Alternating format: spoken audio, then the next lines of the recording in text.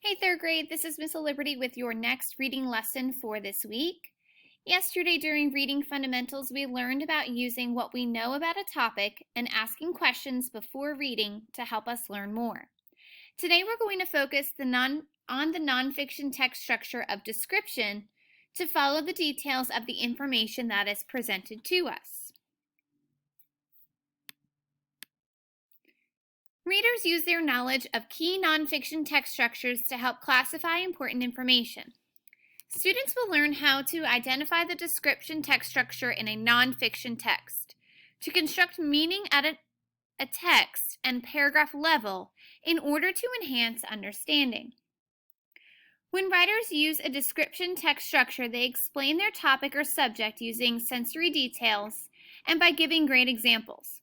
Sensory details are what we see, hear, taste, smell, and/or feel. Today we will look at how two authors use the description text structure to help us learn how animals can help people. Thinking about the main ideas along with examples and descriptions helps us understand what the authors want us to know about this topic. Readers make meaning by identifying the main topic and key details of a paragraph or text. The title of a text often tells us the main topic or idea. Today we're going to read an article titled Animals That Help. I know from the title that we will be learning about different animals and how they help us. So this is the text structure graphic organizer that we are going to use to help us think through the main idea and details of our text.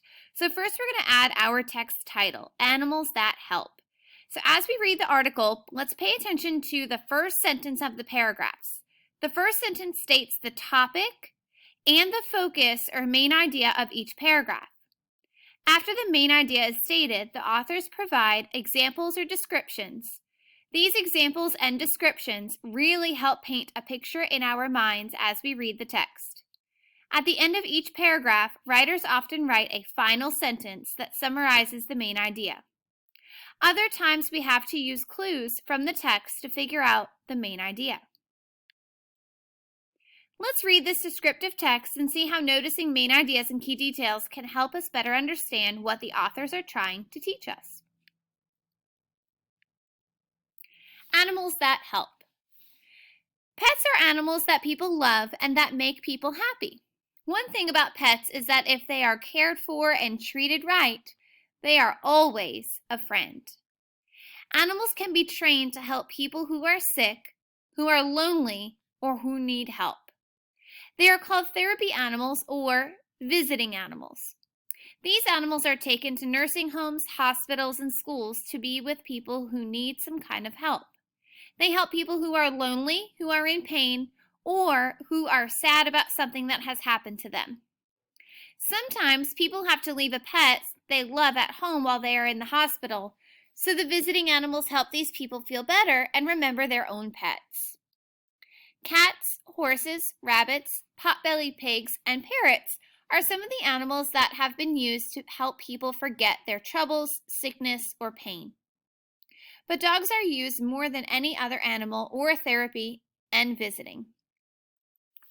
Next to this caption, I have friendly, loving animals provide great comfort and joy to many people who are lonely or who live in nursing homes.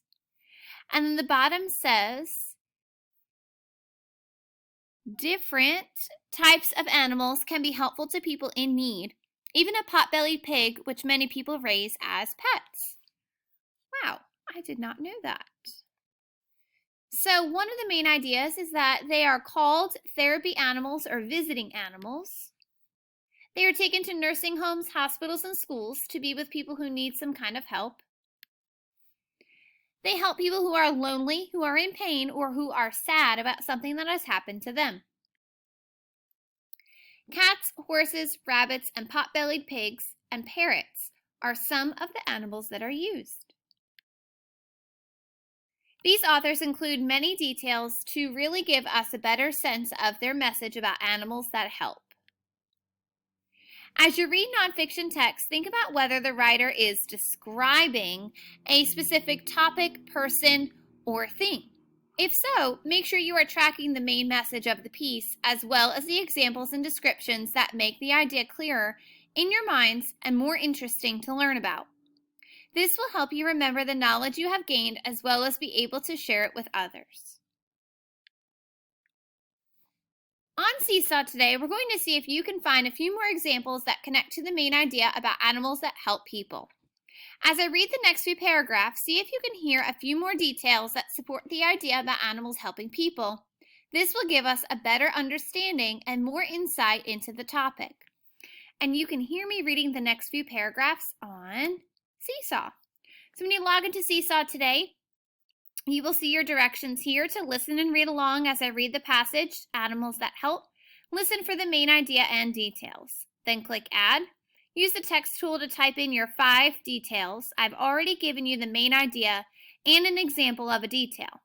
Click the check to add it to your journal.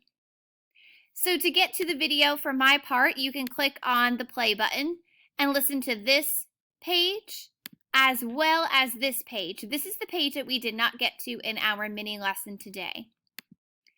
You could also view those passages from your instructions. So if you click on your instructions, click on the play tab here, it will also bring you back to the 2 slides that you need to listen to me read. After listening to me read, go ahead and fill in the missing 5 details of the different animals and how they help in different ways.